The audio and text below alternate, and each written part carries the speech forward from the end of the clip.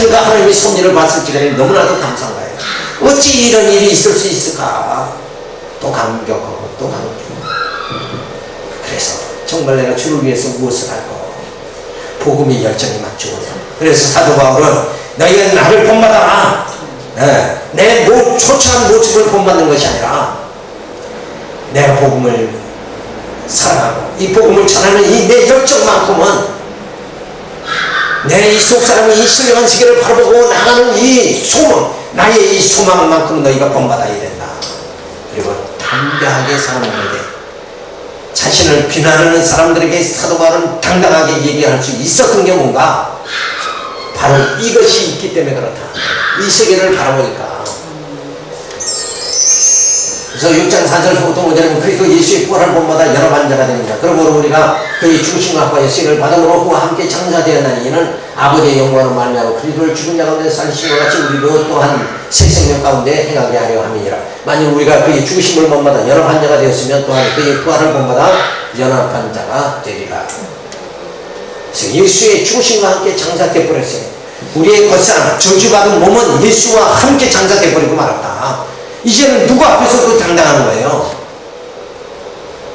그러니까 누가 내 겉사람의 허술한 거, 어리석음을 보고 비난하더라도 거기에 마음을 뺏길 필요가 없다. 왜? 나의 진짜 나는 누구예요? 겉사람이 아니라 나의 속사람이다. 바로 그리스도의 영인 성령이 함께하는 내 속사람. 그래서 우리가 예배 드리는 것도 어떻게 드리라고 그랬어요? 예루살렘 성전에 또 이 산이나 저 산에 가서 산당 제사 드리지 말고 오직 뭐예요? 어떻게 드린다고 그래요? 신령과 진정으로 드릴 때가 오나니 그때가 뭐예요? 성령이 강림하셔서 우리의 심령이 성령의 인도, 우리의 속사람이 성령의 인도함을 받으니까 그때 신령과 영으로 하나님께 예배 드리는 그때가 주어지는 거예요. 이미 그때가 우리에게 뭐예요? 주어졌다. 근데 예수님 당시에는 성령이 아직 오지 않았죠. 예수님이 가시고 난 다음에 보혜사 성령이 오시니까 그때가 신령과 진정으로 예배 드릴 때가 온다고 그런 건 뭐예요? 성령을 말씀하신 거다. 성령으로 아니면은 우리가 하나님 앞에 진정한 찬양과 하나님을 경외할 수 있는 예배가 주어질 수가 없는 거예요. 왜? 성령이 아니면 우리는 육체니까. 그죠? 그러니까 그런 말씀을 해주셨다. 그래서 죽으심과 함께 연합되고 부활하심으로 연합이 되어 새 생명 가운데 살게 하시려는 것이다. 자, 아직도 옛사람이 어리석음이 나타납니다. 시기, 질투, 혈기, 분쟁, 자기의 자랑, 허세, 탐욕이 나타난다. 이것이 하나 다 죄에서 주어지는 죄의 노예 근성이다. 그래서 이 죄의 습성 누구나 가지고 있는 거예요. 그러니까 이런 습성 안에 이 어둠 안에 어둠 속에 거하게 만드시는 이유가 뭔가? 죄의식 속에 살아가게 만드시는 건 자고하지 못하게 하십니다. 인간은 이게 없으면 누구와 동등되려고 그래요? 하나님과 동등되려고. 하나님한테 늘 맞먹으려고 하는 게 인간의 습성이거든. 그러니까 죄를 통해서 하나님께 우리를 낮추셨다. 그리고 예수 그리스도를 통해서 그 죄에서 해방시켜가지고 우리를 이제 높여주셨다. 그래서 우리가 겉사람으로 사는 것이 아니라 속사람으로 살아가는 것이다. 우리는 그리스도의 영으로 살아가는 거다. 이걸 우리가 잊지 말아야 돼. 그래서 예수의 죽으심으로 연합되고 우리가 한 몸이 되고 그래서 세례를 받게 되어지죠. 그래서 예수와 함께 겉사람이 죽고 속사람이 살아난다. 그래서 늘 우리는 정말 하나님의 언약 백성이다. 그러면서 자신있게 살아갈 수 있는 건 뭐예요? 나의 겉사람이 예수와 함께 죽고 내 속사람이 살고 있는 것이다. 내가 사는 것은 내가 사는 것이 아니라 내 안에 예수 그리스도가 사신다. 얼마나 감대해요. 그러니까 누가 뭐라고 할 수가 없죠. 내 안에 예수가 사시니까 누가 뭐라고 해요.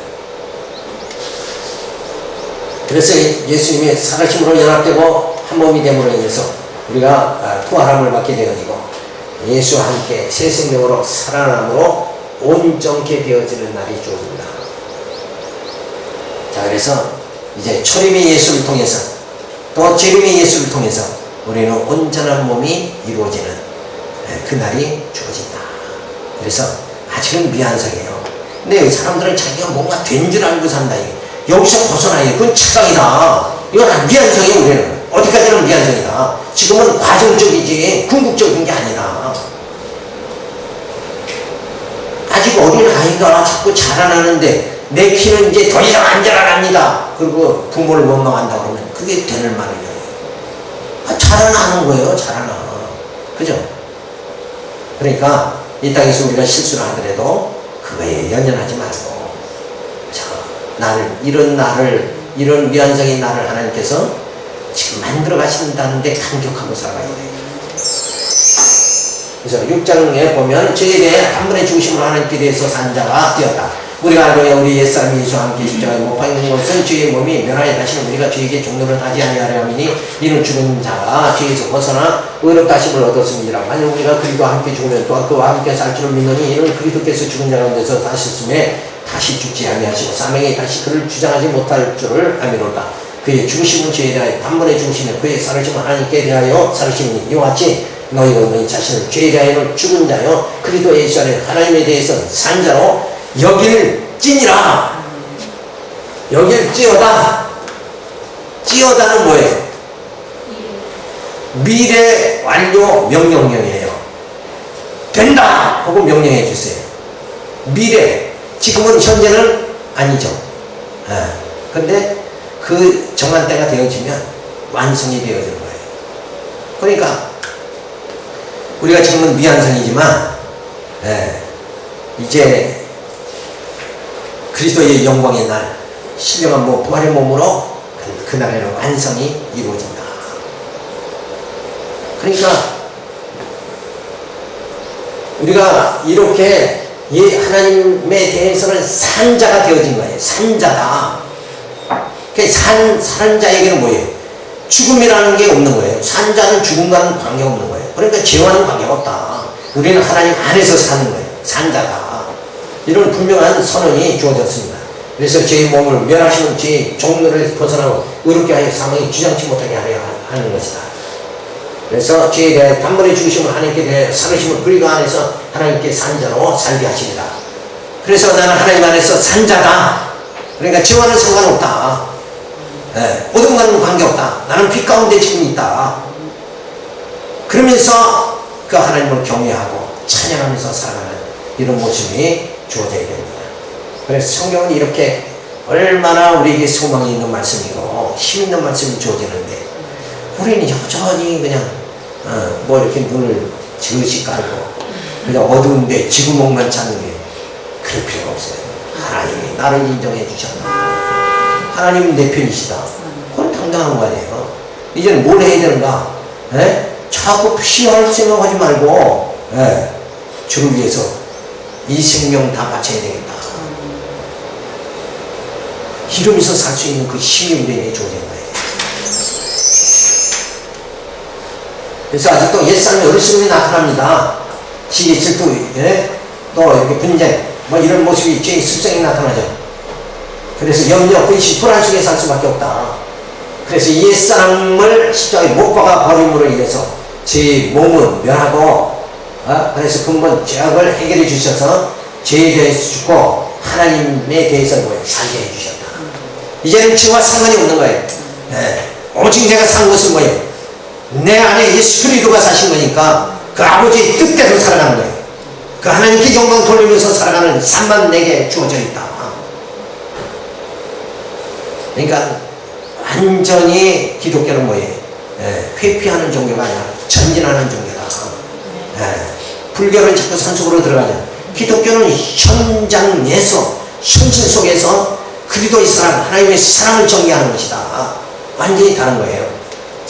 그래서 새 생명의 능력을 공급받고 살게 해 주십니다. 그래서 새 사람으로 죄에서 해방돼서 의롭다 하심을 받았으므로 죄의 종교를 하지 않고 사망이 주장 못한다. 그러니까 사망이 주장 못한다고 성경은 분명히 선언해 주고 있는데도 불구하고 우리는 그냥 사망에 전전하는 거예요. 죽음의 공포를 신앙생활 20년, 30년, 40년 했으면 이제는 질병과 죽음에 초연할 수 있게 돼요. 반대예요. 죽음이 무슨 관계이냐 이거예요. 육체의 죽음이라는 거, 이것은 나를 죽이는 것이 아니라 내 속사람은 영원한 거예요. 영원. 그리스도 안에서 영원한 생명을 내게 부여받았는데, 이게 겉이 옷을 바꿔 입었다고 해서 사람이 바뀌는 건 아니잖아요. 그대로 있는 거랑 똑같은 것이다. 그래서 내가 이 육체의 옷, 헌옷을 벗어버리고 영적 신령한 몸을 입게 그렇게 해주신다. 그래서 옷을 바꿔 입는데 뭐 그렇게 울고불고 남이 법석을 치느냐. 하기야 뭐 아가씨들은 야 요거 입을까 저거 입을까 그러고 그냥 막 신경을, 우리 딸도 보면 한 번 외출하려면 뭐 그렇게 옷을 막 몇 개를 갖다 아빠 이거 맞아? 가서 또 거울에 가서 보고 아빠한테 와서 또 확인하고 또 그런다니까. 그래서 야 내가 대충 입어라. 근데 나이 먹은 사람은 진짜 옷에 신경 써야죠. 근데 젊은 사람은 그 젊음이 있잖아. 아무것도 다 맞아. 근데 우리 나이 많으니까 좀 이게 좀 옷 좀 잘 입어야 돼요. 왜? 더 추하게 보입니다. 젊은 사람보다 생기가, 젊은 사람 보기만 해도 생기가, 아니 뭐 청바지 다 이게 무릎 난거 짜게 진 거 일부러 입어도 그냥 막 생기가 젊음에 나오다는, 우리는 그런 거 입었다가는 완전히 이거 야 가기 직전이네, 저 아저씨 가기 직전이네 이럴 거 아니냐 이게. 그러니까 헌옷 그냥 벗어버린다 그러고 죽음 앞에서도 까미의 이방인과 같이 내 그 사람이 이렇게 지금 이렇게 되는구나, 그냥 인식만 하면 되는 거예요. 이렇게 병 들었네, 암이 뭐 폐에 있네, 어디 있네, 그냥 인식만 하면 돼요. 그리고 뭐예요? 어차피 벗어버리고 신령한 몸, 새 몸을 입게 하나님이 해주신다.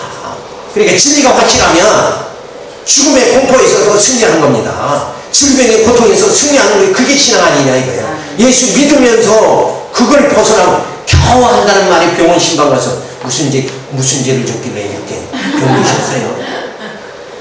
이게 진리를 몰라도 이건 뭐 한없이 모르는 거예요. 네? 어떻게 내가 그런 거 보면은 아니 목사 된 게 내가 부끄러워요. 아니 저 정도는 어떻게 저렇게 해. 죽음 앞에서 신앙이 전혀 없는 모습이 나타나야 돼. 병만 들어도 신앙이 없어져. 기독교는 그게 아니지 않냐 이거야. 두원더미 부폭 썩는 그곳에 서서도 새싹이 움트는 것이 바로 신앙이라는 거예요. 어차피 이 썩을 세상 아니냐 이게. 썩을 세상에 하나님 우리를 그리스도의 생명을 우리에게 심어주셔서 이 썩을 세상에 우리가 살게 해주시지만은 죽음과 죄와 이 모든 사악한 것이 우리를 범람하지 못하고 사탄의 모든 악이 우리를 범람하지 못하고 우리를 제압하지 못하고 우리는 뭐예요? 동더미에서 새싹이 나듯 그리스도의 생명이 내 안에서 넘치게 되어집니다. 이 놀라운 비밀이 이 로마서에 주어져 있는 거예요. 그래서 로마서는 기독교의 대복음이다. 근데 이걸 아는 사람이 별로 없는 거야. 이게 갑갑하잖아요. 그죠? 이게 얼마나 참 이게 소망의 메시지고. 그래서 우리는 산자, 살아있는 자가 되고 하나님은 산자의 하나님이시다. 산자의 하나님을 섬기고 경외하는 사람들이 꼭 죽은 것 같이 다 죽어가는 사람 같이 하나님 맨날 징경 들고 이래 가지고 되겠느냐 그죠? 기쁨으로 너희는 환난을 당하나 기뻐하라. 신이 자꾸 돋잖아요. 그죠? 근데 성경은 어떻게 이상한 쪽을만 자꾸 보니까